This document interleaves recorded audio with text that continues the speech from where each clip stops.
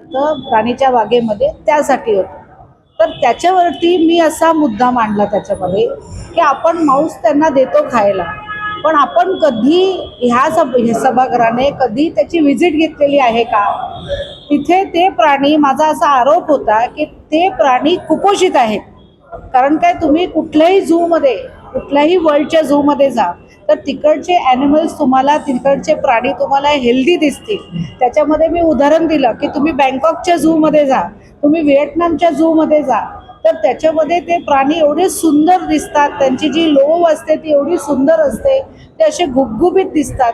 पण तुम्ही आपल्या राणीच्या बागेमध्ये जा आणि त्या जनावराला जर तुम्ही पाहिलं तर तुम्हाला असं वाटेल की आम्ही कशाला आलो ह्या वाघाला बघायला. असा प्रकार आहे.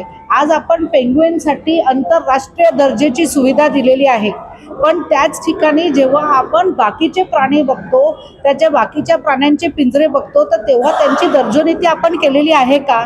तर तो विषय होता. आणि हे जे मांस जे तुम्ही ज्या टन्सच्या हिशोबाने तुम्ही मागवलेलं आहे, ते खरोखर त्या जनावरांपर्यंत पोचतंय का? म्हणून त्याच्यामध्ये मी आढावा मागितला की त्या समितीपुढे तुम्ही असा आढावा द्या की प्रत्येक ॲनिमलला किती आहार लागतो, त्याच्यापर्यंत तो आहार पोचतो की नाही, त्याची यादी त्या पर्टिक्युलर केअरटेकरने ठेवलेली आहे का, आणि त्याला महिन्याला किती लागतो, आणि मग वार्षिक त्याचा खर्च किती आहे, तो ह्या समितीला देण्यात यावा, असा मी त्याच्यामध्ये आक्षेप घेतला. ऑफकोर्स त्यांची मेजॉरिटी आहे, मुद्दा पास करण्यात आला, पण ही जी माहिती आहे स्थायी समितीला देण्यात यावी आणि व्हिजिट स्थायी समितीची त्या राणीच्या बागेमध्ये करण्यात यावी, अशी माझी मागणी होती. कंत्राट काढलेलं आहे, कोटी रुपयांचं कंत्राट दरवर्षी काढलं जातं, कोटी रुपयांचं कंत्राट. आणि आम्ही त्याच्यामध्ये हाही आक्षेप घेतला की आपण प्रायव्हेट कॉन्ट्रॅक्ट का देत आहोत. आपल्याकडे आज देवनार आहे, देवनारकडून आपण डायरेक्ट सोर्स करून घेऊ शकतो, आपले जेम पोर्टल्स आहेत, पण आपण तिथून न घेता आपण प्रायव्हेट व्यवसायाकडून आपण ते मांस मागवतो आपल्या BMCच्या राणीच्या बागेमध्ये. ते आम्हाला कुठंतरी खटलं आणि त्या बाबतीत आम्ही सभागृहामध्ये बोललो. आज स्थायी समितीला आणखी धक्कादायक प्रकार घडला आहे, तो म्हणजे की ठाकरे गटाच्या नगरसेविका त्यांच्या पर्समधले पैसे ते गहाळ किंवा चोरी झाल्याची घटना त्यांनी मांडलेली आहे. तुम्ही सुद्धा स्थायी समितीत असतात, अनेक वेळा तुमच्याही पर्स असतात, कसं बघतात या सगळ्या घटना? अगदी दुर्दैवी घटना आहे. मी सुद्धा तिथेच होते, त्याच रांगेमध्ये मी सुद्धा बसते, पण आज सुदैवाने मी माझं पर्स उचललं. आम्ही जेवणाच्या रूममध्ये डायनरमध्ये गेलो आणि तिथून परतताना लगेच बोंबाबोंब झाली की तिची पर्स उघडण्यात आली आणि तिचा मोबाईल, चार्जर वगैरे बाहेर पडला आणि त्याच्यातून काहीतरी 20,000 रुपये त्यांचे चोरीला गेले. आता दरवेळी असं असतं की सभागृह संपलं, स्टँडिंग कमिटीची मीटिंग संपली की सगळे आम्ही जेवायला एकत्र सगळे नगरसेवक बसतो आणि त्यावेळेला तिथे पत्रकार असो, मग आमचा वर्किंग स्टाफ असतो, तर आमचे टेबल्स क्लिअर करायला येतात. काही नगरसेवक टेबलावरती पर्स ठेवतात, काही खाली ठेवतात, पण आजपर्यंत अशी कधीच घटना घडली नव्हती. खूपच दुर्दैवी आहे की स्टँडिंग कमिटीच्या रूममध्ये कॅमेरे नसल्यामुळे आपण कोणावरही आरोप करू शकत नाही की ही चोरी कोणी केलेली आहे नक्की, आणि खूपच दुर्दैवी घटना आहे.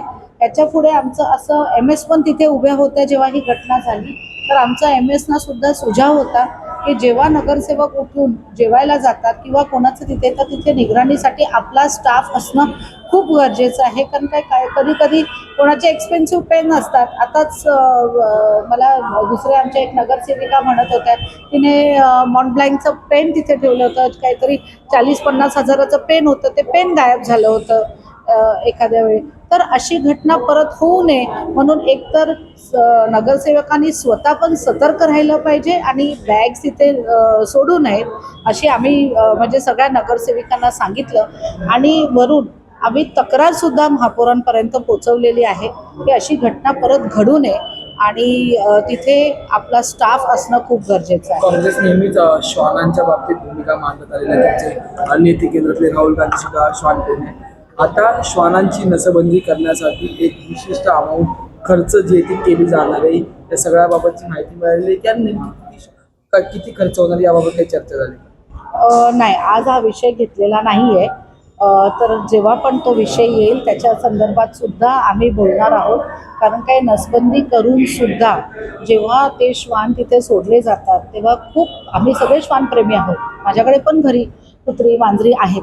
पण जेव्हा एखादा कुत्रा कोणाला तरी डॉग बाईट झाला आणि त्याचा मृत्यू होतो, आपण केसेस ऐकतच असतो, तर तेव्हा कुठेतरी चिंताजनक म्हणजे दृष्टिकोन एखाद्या नगरसेविकाला येतो, नगरसेवकाला येतो, की आमच्या एरियामध्ये कुत्री चावतायत, धावतायत.